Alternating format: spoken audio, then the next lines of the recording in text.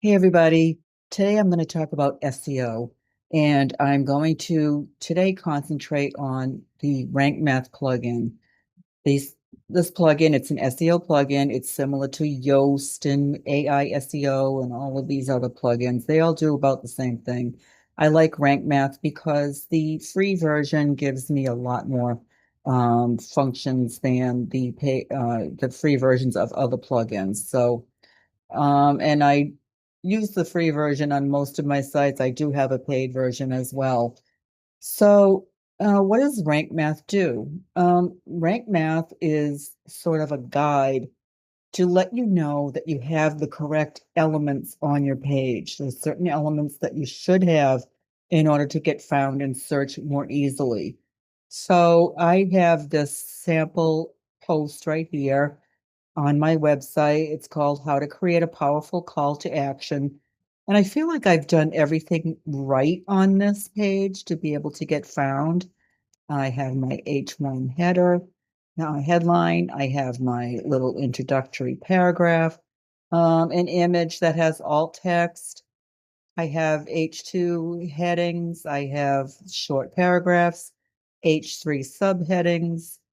I have bulleted words and I mean bolded words in bullet lists. And I have external links and I also have some internal links on here. Another image to break it up. So I feel like I've really done everything right. So right now I have an 85 out of 100 with rank math. Well, you're probably asking, why don't you have 100 out of 100? Number one, I don't go for a perfect score because that is over optimizing your website. You don't need a perfect score. You need to use this as a guide to figure out what you're missing in case you've missed anything. All right. So the first thing, one of the most important things is this preview snippet area. All right. The first thing you want to do is put in your focus keyword. Mine is call to action. All right. So when you go to edit the snippet, you want to have the words call to action. You want your keywords in your title, and they're here. This is just picking up my actual title of my blog post and my site name. I can change this. I can give it a different title if I want to. I'm going to keep this one for now. It has my permalink, which is my keyword. So that's a good thing to do. Your permalink should at least contain your keyword. And then it has a description. It's a meta description. This is what's going to show up on Google search. I'm a few, looks like a few characters over, but it's fine. Everything is fine. So when I close this up, you can see that this is green. That means that everything is good up here. And you want that to be green or at least yellow. All right, so then we go down to basic SEO. Everything's good. It's saying it's all good. I'm using the focus keyword in my title. I'm using the focus keyword in the meta description, in the URL, which is my permalink. And the focus keyword appears in the first 10% of the content. And it is right here, right call to action.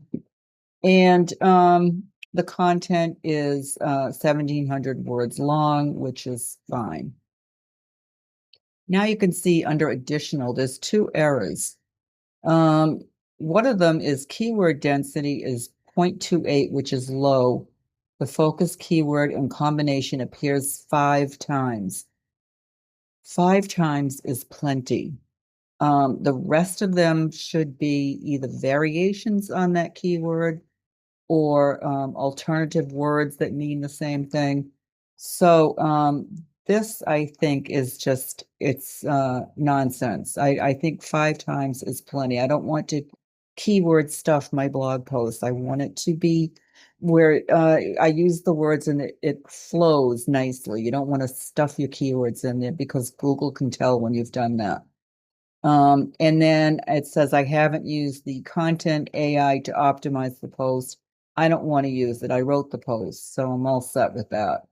The other things that I've done right, keywords found in my subheadings, in my image, alt text. The URL is a good link. Linking to external resources.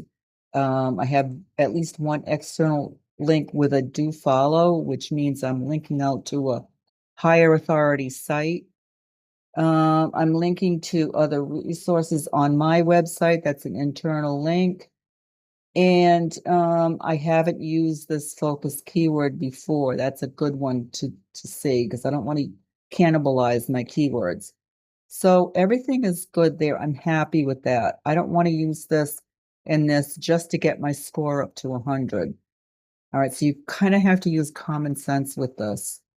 My title readability, same thing. My focus keyword is used. My title has a positive or negative sentiment, which is the word powerful, I would imagine, or a power word. And it says it contains two power words. It's probably powerful and action. It's probably the power words. Um, and it says my SEO title doesn't contain a number. It's good if you could get a number into your title, but I'm not going to force it. I could say this is 6 ways to create a powerful call to action. That would probably make that green, but I'm not going to do that. I like it the way it is, and I don't feel like I need that. Okay, and then my content readability is all good. I'm using a table of contents plugin, short paragraphs, and my content contains images and or videos.